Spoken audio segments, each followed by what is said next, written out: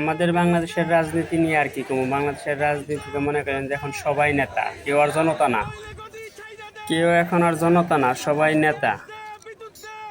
কিছুদিন আগে যে এনসিপির নেতাকর্মী এবং সবাই মিলে শেখ হাসিনারে পতন করছে, শেখ হাসিনা নাকি অবৈধ স্বৈরাচারী সরকার। তারপরে আনছে যে বিএনপির তারেক জিয়া, অল্প কিছুদিন হয়েছে, এখন তার পিছনে সবাই লেগে পড়ছে, সে নাকি চোর বাটপার। এখন আমার কথা হচ্ছে, তারেক জেরিয়া খাদে দিয়ে কেডা প্রধানমন্ত্রী হবো? ওই গোপাল ভাঁড়, ও তো বড় চোর। আর তার সাথে আছে যে একজন দরবেশ বাবা, জামাত ইসলাম। ফেসবুকে ঢোকা যায় না তাদের জ্বালায়, তারা মনে করেন যে ধরলেই কট, যে কোনো জায়গায় যায় ওই জায়গায় কট।